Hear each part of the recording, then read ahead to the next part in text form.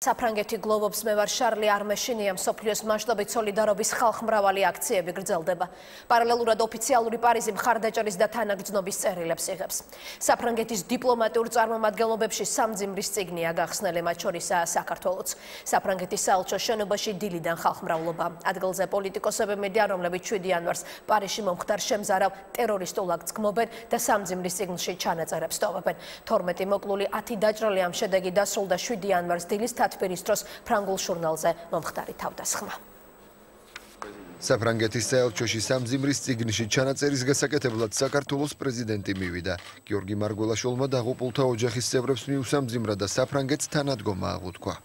ქართველი ხალხის, ქართული სახელმწიფოს სახელით ჩვენ აუცილებლობის ჟამს გამოვხადეთ მხარდაჭერა საფრანგეთის მთავრობას მიუსამძიმრეთ გარდაცვლილთა ოჯახებს. ფრანგ ხალხს. ჩვენ ვართ შარლი ებდო. სატირული ჟურნალის შარლ ებდოს რედაქციაზე განხორციელებულ თავდასხმასთან დაკავშირებით სამძიმრის წიგნში ჩანაწერის გასაკეთებლად მთავრობის წარმომადგენლები იმყოფებოდნენ. საფრანგეთის საელჩოში მივიდნენ თავდაცვის, ფინანსთა, სასჯელ აღსრულების, ეკონომიკის, ლტოლვილთა და სამოქალაქო თანასწორობის მინისტრები.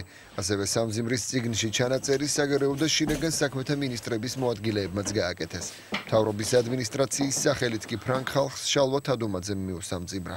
ხმამ წულხარებას გამოთქვა მომხდარი ფაქტის გამო usამძიმრებ ფრანგ ხალხს და მთავრობის ადმინისტრაციის სახელით შესაბამისი ჩანაწერი გავაკეთეთ სამძიმრის წიგნში. ეს არის შეტევა სიტყვის თავისუფლების წინააღმდეგ და ნამდვილად შოკირებული ვართ იმით, რაც მოხდა. ძალიან მძიმე იყო იმ კადრების ყურება, რომელიც ჩვენ ნახეთ და ჩვენ რა თქმა უნდა გამოვხატავთ სოლიდარობას საფრანგეთის მოსახლეობის მიმართ. მომხდარმა ტრაგედიამ ერთხელ კიდევ დაგვენახა ჩვენ ტერორიზმის სასტიკის სახე, რომლის წინააღმდეგ საბრძოლველად თითოეული ჩვენთაგანი უნდა გაერთიანდეს.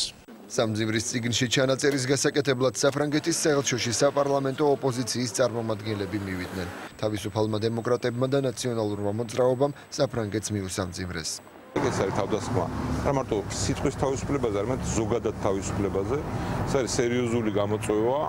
ჩვენი ყველა სამოცანა, ვისაც გსურს, რომ საკუთარი თავისუფლება დავიცვა და თავისუფალ სამყაროში ვიბრძოლოთ, არის რომ ეს გამოწვევა მივიღოთ სერიოზულად და ვიყოთ მზად ამ ბრძოლისთვის. დაღუპულთა ოჯახის წევრებს და საფრანგეთს არასაპარლამენტო ოპოზიციაც უსამძიმრებს. არანაირი გამართლება არ აქვს ტერორიზმს, არანაირი გამართლება არ აქვს ადამიანების დახოცვას, არანაირი გამართლება არ აქვს თუნდაც საკუთარი ღირებულებების ან საკუთარი რწმენის დასაცავად სხვა ადამიანების სიცოცხლეზე ხელის აღმართვას. ბოროტება აუცილებლად დამარცხდება.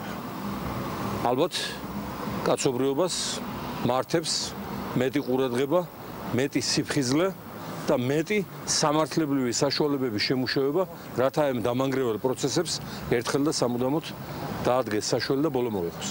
სატირული ჟურნალის შარლ ებდოს თანამშრომლებზე თავდასხმა, რომლებიც განსაკუთრებით პოპულარულები წინასწარმეტყველ მუჰამედზე დაბეჭდილი კარიკატურების შემდეგ გახდნენ 7 იანვარს განხორციელდა. 3 თავდამსხმელმა 10 ჟურნალისტის და 2 პოლიციელის სიცოცხლე შეიწირა. თქვენ ახლა პარალელურ რეჟიმში ხედავთ პირდაპირ ეთერის რეჟიმში კადრს პარიზთან ახლოს მდებარე ქალაქ დემერთინენ გოელედან, ანუ იმ ადგილიდან, სადაც ტერაქტში ეჭვმიტანელთა დევნისა და დაკავების სპეცოპერაცია ამ წუთებშიც მიმდინარეობს.